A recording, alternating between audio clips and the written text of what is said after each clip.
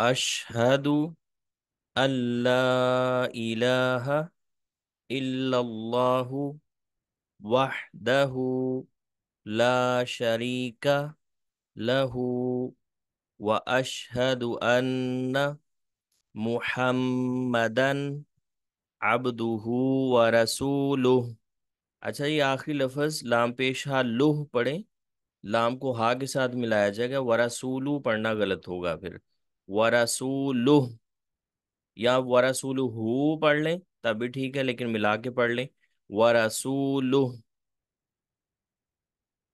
अशहदु, जी आपने कोर्स में पढ़ा था 42 या दिनवार का कोर्स में कि कलमे के शुरू में, लफ्ज के शुरू में अलिफ का 3 तरह से तर्जमा आप कर सकते हैं। या तो मैं तर्जमा करते हैं जब ये फेल मुजारे की अलामत होता है, या क्या तर्जमा हो सकता है, या ऑर्डर के लिए, हुक्म के लिए। यहाँ पे ये फेल मुजारे है। फेल मुजारे की निशानी ये है कि अगर लफ्ज सिंगल हो तो आमतौर पे उसके आखिर में पेश आ रही होती है।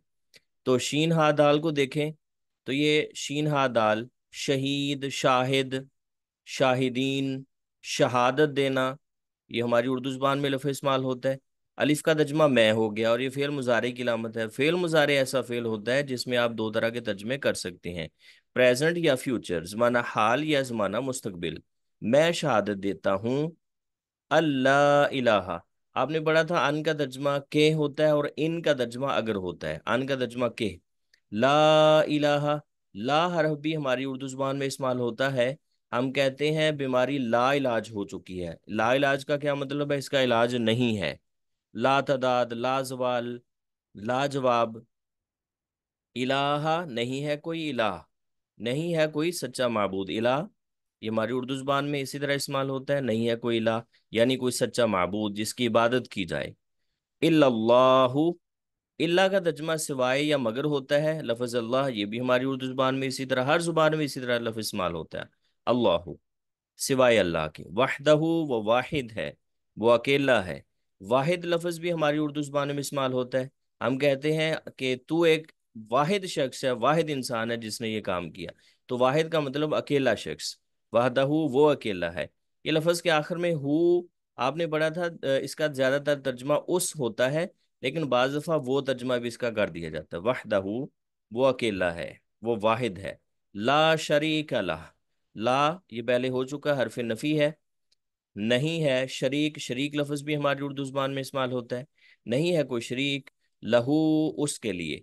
ये देखें हु लफ्ज आ गया, आपने पढ़ा था लफ्ज के आखिर में हु या बाज़ दफ़ा ही, ये तर्जमा इसका उस किया जाता है। उस या इस भी बन जाता है। तो लाम का तर्जमा आपने पढ़ा था 2 तरह से आ सकता है, कुरान करीम के कोर्स में पढ़ा था। या तो के लिए होता है तर्जमा, या यकीनन होता है, यहाँ पे के लिए है, उसके लिए। वाशहदु, मैं शहादत देता हूँ। ये वाव हरफ भी हमारी उर्दू जुबान में इस्तेमाल होता है। हम कहते हैं सुबह व शाम, ज़मीन व आसमान, लैल व नहार। अशहदु, मैं शहादत देता हूँ, मैं गवाही देता हूँ। अन्ना आपने पढ़ा था, इन्ना लफ्ज़ हो या अन्ना, इसका तर्जमा बेशक यकीनन होता है, कि यकीनन मुहम्मदन, मोहम्मद सल्लल्लाहु अलैहि वसल्लम। मोहम्मद लफ्ज़ भी हमारी उर्दू ज़ुबान में इसी तरह ही इस्तेमाल होता है, सल्लल्लाहु अलैहि वसल्लम।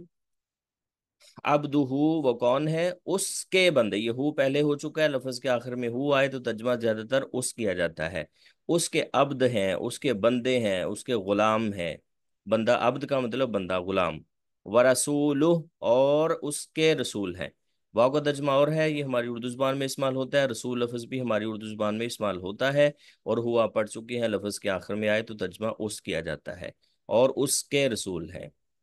मैं शहादत देता हूँ कि अल्लाह के सिवा कोई सच्चा माबूद नहीं, वो अकेला है, उसका कोई शरीक नहीं। और मैं गवाही देता हूँ कि हज़रत मोहम्मद सल्लल्लाहु अलैहि वसल्लम उसके बंदे और उसके रसूल हैं। अच्छा जी, अगर आप रोज़मर्रा की दुआएं और इसी तरह नमाज का तर्जमा या कुरान करीम का कोर्स, 42 आयत मुबारका का कोर्स, आप जानते हैं वो ऐसा कोर्स है जिसकी मदद से आप पूरे कुरान हकीम का तर्जमा करना सीख जाते हैं। अगर वो अपने व्हाट्सएप नंबर पर मंगवाना चाहते हैं तो आप मैसेज करें 03017235 163।